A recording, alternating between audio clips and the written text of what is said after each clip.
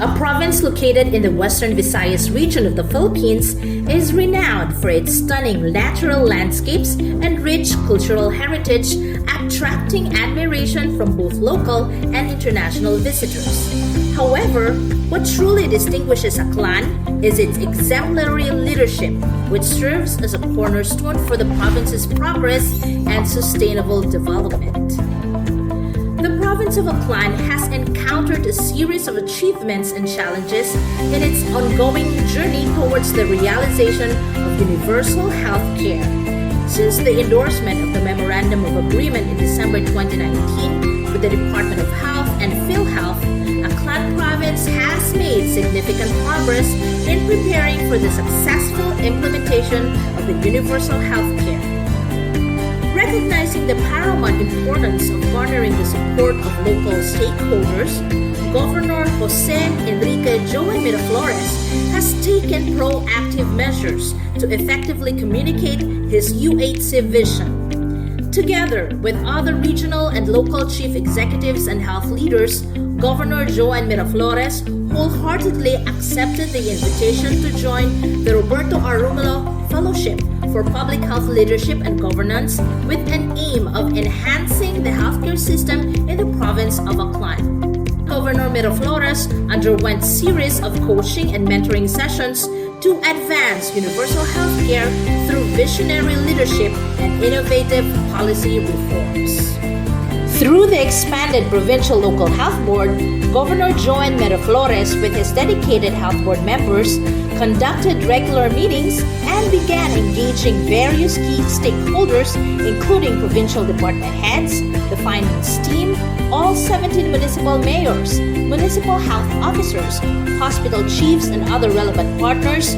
Regular and expanded Provincial Local Health Board meetings were conducted. Governor Joey's unwavering commitment to providing quality and accessible health services to all Aklanans has been clearly communicated to everyone, inspiring all stakeholders to actively contribute and be part of the journey. As a result of these collective efforts, stakeholders have gained deep insights into their fundamental roles in successfully implementing the UHC in Aklan. Their commitment was evident through the signing of the Inter-LGU Cooperation Agreement with all 17 municipal mayors last November 23, 2023, and in the passing of the Provincial Ordinance for the Province-wide Health System last June 3, 2024. Additionally, several health board resolutions necessary for UHC readiness were approved. With Governor Joey's clear vision, gaining the support of everyone becomes easier. The provincial government played a crucial role in establishing committees and support units to assist the local health board. To address special health fund operation concerns, and management support unit meetings and technical management committees meetings were conducted to assist the province of Aklan in meeting various contracting policies required for contracting agreements with PhilHealth, which were essential for the implementation of the healthcare provider network demonstration. As a result of these concerted efforts, the province was granted the notice to proceed from PhilHealth last July 31, 2024 to serve as a demonstration site for the HCPN in the Philippines. This significant achievement was made possible through the combined efforts of the provincial HCPN core team and the exemplary leadership of Governor Joey. Governor Joey Miraflores recognizes the critical importance of fostering public health partnerships and taking proactive steps to initiate collaborations with both national and international organizations. These efforts aim to secure vital support for a variety of public health programs.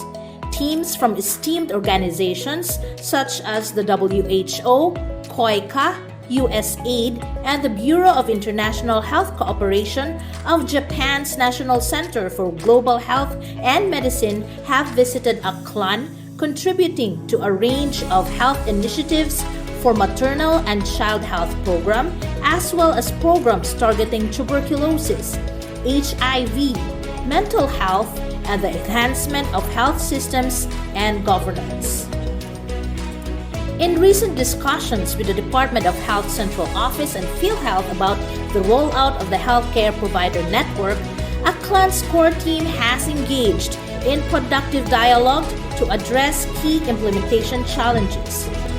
The governor's dedication to the mission reflects his collaborative approach and highlights his leadership during this critical initiative. Governor Joan's commitment to self-mastery and personal excellence are commendable. His dedication to understanding health in the perspectives of various stakeholders is reflected in his active engagement in numerous significant health initiatives.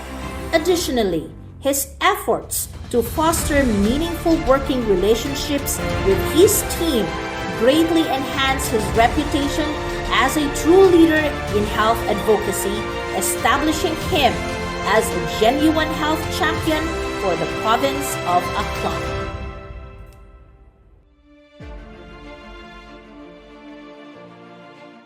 To our developmental partners, no, from Zoe League Foundation, from UP, to my fellow governors, I'm very honored to be part of this fellowship program of this RRR program.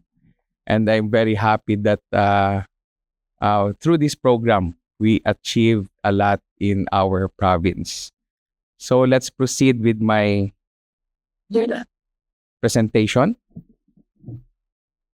So as you can see in the video earlier, since I became the governor, my priority was the implementation of the UHC. And since we are a pilot area for the healthcare provider network, we are one of the 4 provinces in the Philippines. And that's why we really focused on this implementation dahil gusto talaga namin na maramdaman ng Aklanon yung changes sa health system sa probinsya namin. So, during this implementation, we have a lot of challenges. So, identify these challenges, especially ito yung mga kailangan namin tutukan, not only when it started, but until now. So first is the delay in the HCPN contracting. Actually, our province, when we started the implementation of UHC, lahat-lahat talaga is na ano namin, no? You can see kanina sa video, all the mayors of the 17 municipalities, kahit kalaban pa namin na mayors, na nag-grasp nila, no, yung kailangan namin gawin. Because it's not only my job to implement the UHC, pero dapat sama-sama kami lahat, no, yung mga local chief executives para mabilis, no, yung pag-implement namin ng UHC. So, lahat namin yun nagawa. But kaya yung mga primary care facilities namin, all the 18 primary care facilities are 100% licensed by the DOH. Parang kami lang yata sa buong Region 6 na nakagawa ng ganon. Because naintindihan ng mga local leaders na ito dapat yung kailangan namin gawin. But since we did that, so in-expect na namin yung PhilHealth to do their part of this partnership. So unfortunately, marami pang mga, I think, syempre, problems from the PhilHealth side. That's why there is a delay in the contracting. There is a delay in the front loading of the necessary budget for health. Last year, we already have the special health fund activated. Naglagay na kami ng mga budgets in our special health funds. And unfortunately, dahil wala pa yung front loading, hindi pa namin ma-charge yung kailangan namin sa special health funds. So we are having that problem right now. That's why one of our yung ginawa namin is to talk directly to the president, to the new president of PhilHealth para mapaabot namin yung problema namin. Next problem is the slow increase in FPE coverage. So I think we are already in the registration part for the in the PhilHealth. I think we're already in the mga 400,000 na out of our 600,000 population. But our first patient encounter, dun kami natagalan, dun kami mahina. For 2022, only 2,791 registrants were sa first patient encounter. In 2023, nag-increase to 15,000. In 2024, it increased again to 67,000. But sa 70% na kailangan namin na ma-achieve, 12% pa lang of the total registrants yung na-achieve namin for first patient encounter. And next challenge, our third challenge is the digitalization of healthcare systems. In this, the management information system is yet to be achieved in the universal healthcare local health system maturity level. In our PCFs, 14 out of 19 have a functional EMR or the electronic medical records. But unfortunately, in our hospitals, in our district and provincial hospitals, it's kailangan pa talaga namin na magkaroon ng functional EMR system. And our fourth challenge is the optimizing of human resources. So we are still lacking with doctors, nurses, and midwives, and we have to craft the comprehensive HRH plan. And our third or fifth challenge, and this is most important to me, is the high mental cases in our province. We have in the full region 6, we are number 1 in the suicide cases. So from 2022, there's 33. 2023, there's 42. This last year, we have 34. And this year, I think we have already 6 suicides for this from January to February. So that's why ito yung dinip dive ko in this program. And we learned a lot in this mental health challenge sa probinsya namin. And this is one of my priority together with the DOH. With the health system breakthroughs and innovations sa province, ito po yung nagawa namin for addressing these key challenges. First, the successful negotiation with PhilHealth as HCPN demonstration site last September 2024. Kaya hopefully, we're hoping that after the elections, ma-front load na yung necessary budgets or necessary na kailangan namin na magawa, Then, as I mentioned earlier, we are the only province in Western Visayas that has 100% of LGUs have licensed PCF. We also have the 100% KRA achieved under the financial management in the UHC through the use of 1% provincial share to SHF. Not only the province has a 1% share sa special health fund, we also required all the 17 municipalities to have their 1% out of the 20% development fund to have a share in the universal or in the special health fund. So aside sa 5 minutes. So aside sa mga funds na nakuha namin from DOH, local funds, ito talaga yung ginawa namin na kailangan each municipalities has to contribute to the special health fund. We also conducted dialogue with PhilHealth last March 5 We have the expanded provincial local health board. This includes the mayors, the finance team, my local finance team. Then I also required the mayors to be MLDP graduates. This is a program of the ZFF with the UP Visayas. So all of our mayors are MLDP graduates. We have very active empowered management support unit. We also hired 6 district managers because sa HCPN, we identified 6 districts in the province of Aklan. So all of them has managers. Then the legislative body is fully supportive of our UHC direction. That's why they passed the Aklan HCPN ordinance. So in terms of information and management and referral system, Aklan recorded the highest number of PCFs, functional EMR, with 14 out of 19 PCFs in Western Visayas. We also conducted dialogue with the OH Central Office to discuss HIS concerns. So we already disengaged with the iHomies.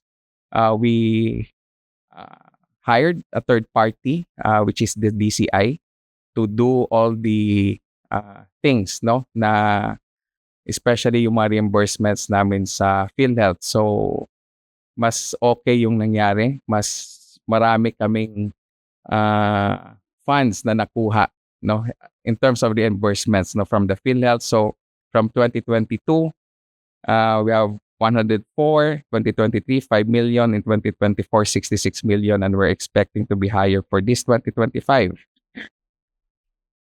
In service delivery, we have the, especially in the mental health program, this is what I did in my deep dive.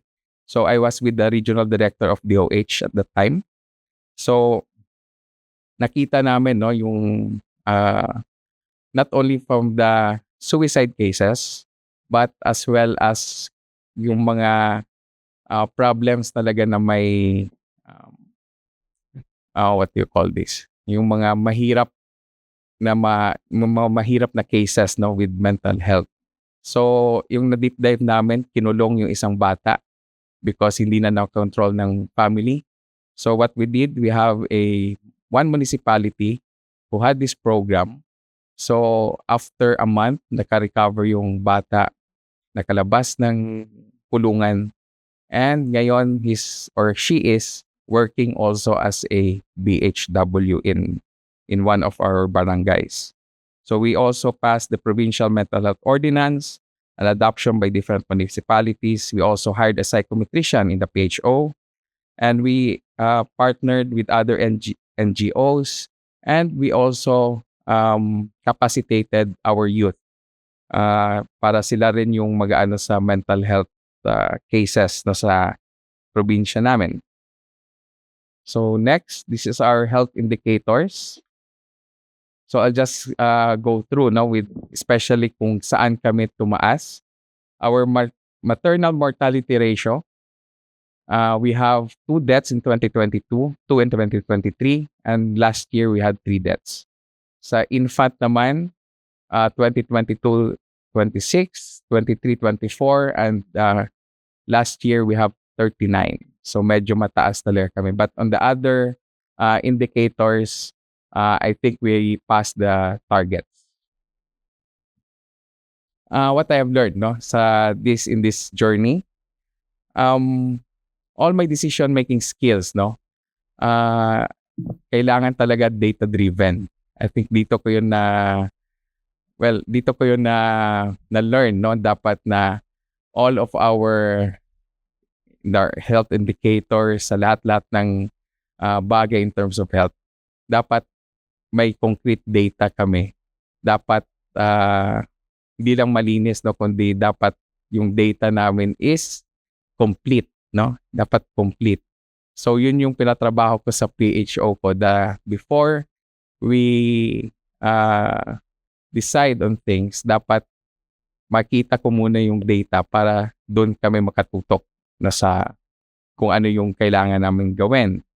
Then of course, no, yung pinaka-importante is the application of the bridging leader, no? From ownership to co-ownership to co-creation. I am a PLDP graduate. kahit hindi ako doktor, I have to understand, no, and comprehend what's happening in our health or health issues in our province. So I also shared this to my mayors na kung they will undergo the MLDP program, I think they will also prioritize health na in their municipality and in their locality. So that's why hindi ako nahirapan to convince them to have to have a collaboration with the province. That's why we achieved na all the mayors are uh, or nagsama-sama kami for the universal healthcare. That's why medyo hindi ako nahirapan no, to convince them because I shared to them our vision, I shared to them our problems. That's why we all share no, yung kung paano namin ma-resolve yung and moving forward no, for our province. So also the development of innovative and long-term solutions and also building a strong network with health and health-related sectors. So lahat-lahat yun, like pumupunta sa DOH, sa PhilHealth, sa WHO, ako lagi yung pupunta, no? I don't trust it with with our PHO, kundi dapat kasama ako so that I can learn, no? Sa mga gusto nilang mapaabot sa amin. So, recommendations, yeah. Ito yung isang problem kasi, well, I think for the whole country, no, that non-pharmacists to dispense medicines in the PCFs, policy on the operationalization of special health fund, all of this is in PhilHealth, policy on electronic referral system, and the municipal adoption of the Aklan HCPN ordinance. So since I became a leader, so ito lagi yung inaano ko, no? What we do in life echoes to eternity. I don't know if everybody knows this. This is from the movie Gladiator. This was, ito yung isang mga speech na sinabi ni Maximus, no? Pero for me, this is not only about legacy, but about kung ano yung gagawin namin, may impact sa future generations. So what we are doing now, even malaman ng tao or hindi na ito yung ginawa namin, proud kami na it will, in the future, for the future generations, sila yung magbe-benefit sa mga ginagawa namin na changes sa health system namin sa probinsya ng Aklan. So again, thank you and good morning.